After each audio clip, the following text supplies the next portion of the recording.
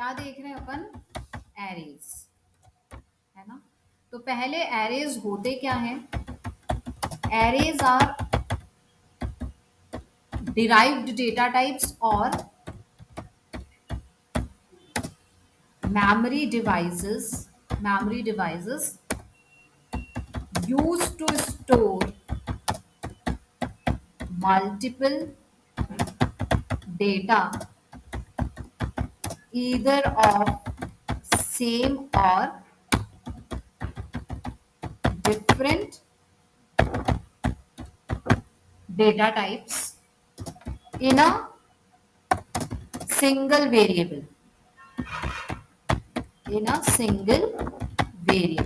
कहने का अर्थ क्या हुआ इसमें कि अपन मल्टीपल वैल्यूज एक सिमिलर या अलग प्रकार के डेटा टाइप के एक ही वेरिएबल में स्टोर कर सकते हैं with the help of arrays. तो एरे क्या है? मेमोरी का फंक्शन है। मेमोरी डिवाइस की जगह भी अपन ये कह सकते हैं कि it is a memory function, है ना, which allows us to store multiple values of either same or different data type in a single variable। कहने का मतलब ये हुआ अपना कि अगर मैं चाहूं, मैंने एक वेरिएबल ए लिया है, ठीक है, और मैं अब चाह रही हूं कि इसमें इस तरीके से मैं स्टोर कर लूं, तो क्या अपन सिंगल वेरिएबल में इस तरीके से वैल्यूज स्टोर कर सकते हैं? The way I have written here, क्या अपन इस तरीके से स्टोर कर सकते हैं? नहीं, बिल्कुल नहीं। ठीक है, तो अगर अपन को चाहिए कि एक ही वेरिएबल के अंदर अपन इस प्रकार से मल्टीपल वैल्यूज स्टोर करें, तो उसके लिए अपन को क्या यूज करना पड़ता है? एरे यूज करना पड़ता है। तो अपन या तो एरे का कीवर्ड यूज करेंगे जो अलग अलग लैंग्वेजेस में अलग होता है, जैसे अपन ने ये यूज किया कीवर्ड एरे, और अपन ने उसको क्या करा दिया? वेरिएबल में सेव करा दिया। तो अब ये क्या हो सकता है? इस तरीके से मल्टीपल वैल्यू सेव हो सकती है। नहीं तो अपना एरे बनाने का तरीका होता है ये कि अपन ने यहां पर अब मल्टीपल वैल्यूज दे दिए, जो भी अपन को देनी है वो वैल्यूज आप यहाँ पर दे सकते हो। तो मेन आपका एरे किस लिए यूज होते हैं? एरे का जो काम होता है वो होता है मल्टीपल वैल्यूज को सिंगल वेरिएबल में स्टोर कराना। ठीक है, अब क्या होता है? एरे जो होते हैं, arrays operates on static memory. Static memory मतलब कितनी वैल्यूज अपन को एक वेरिएबल में स्टोर करानी है, उसके लिए पहले से अपन को डेक्लेरेशन देना पड़ता है। तो आपका जो एरेज है, it operates on the concept of static memory, है ना। दैट इज, अपन कह सकते हैं कि it works on the concept of stack. ठीक है, स्टैक मेमोरी भी इसको कह सकते हैं। तो स्टैक मेमोरी का मतलब ये होता है लास्ट इन फर्स्ट आउट। जैसे अपन की ये अरेंज्ड है चेयर्स, तो जो सबसे लास्ट में गई है वो सबसे पहले बाहर आई।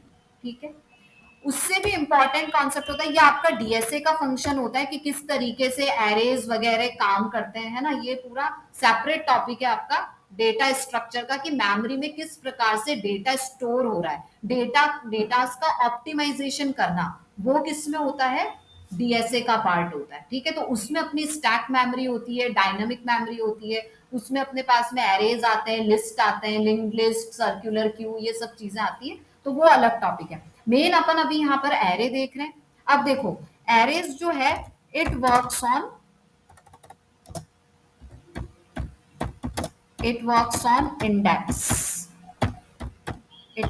इंडेक्सिंग। क्यों? Because it is a memory function. क्योंकि ये मेमोरी में कैसे अपन मेमोरी को ऑप्टिमाइज करें उसके लिए यूज होता है, तो ये इंडेक्सिंग के काम आता है, इंडेक्सिंग कॉन्सेप्ट पे काम करता है। कैसे? जैसे मैंने एग्जांपल ये लिया कि अपन ने यहाँ ले लिया,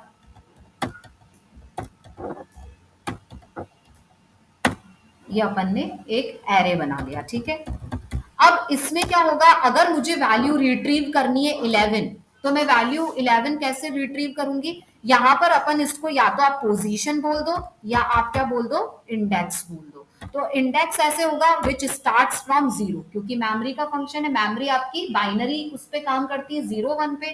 तो अपन का क्या होगा, इंडेक्स स्टार्ट्स फ्रॉम 0, देन 1 2 3 4, ठीक है। तो if I want to retrieve the value 11, तो मुझे क्या करना पड़ेगा, अगर मैं यहाँ लिखती हूँ A0, तो मेरे पास में यहाँ पर आउटपुट में क्या आ जाएगा, 11 आ जाएगा। It is output. मुझे अगर मैं यहाँ लिखती हूँ कैट पोजीशन 2, यहाँ पर क्या है, तो आपके पास आ जाएगी वैल्यू 15, ठीक है। तो मेन अपना एरे जो है वो किस कॉन्सेप्ट पे काम करता है, इंडेक्सिंग पे काम करता है, ठीक है। अब इसके बाद में अपने पास में एरे में types of array according to the memory allocation, कि मेमोरी में कैसी चीजें सेव हो रही है एरेस के थ्रू, एरे के माध्यम से। तो वो अपने पास में दो प्रकार के एरेज उसमें होते हैं, ठीक है। कि किस तरीके से मेमोरी में एरे से वैल्यू सेव हो रही है, उसमें अपने पास में दो प्रकार के एरेज डिवीजन होता है, ठीक है। वो अपन नेक्स्ट क्लास में देखेंगे, ठीक है।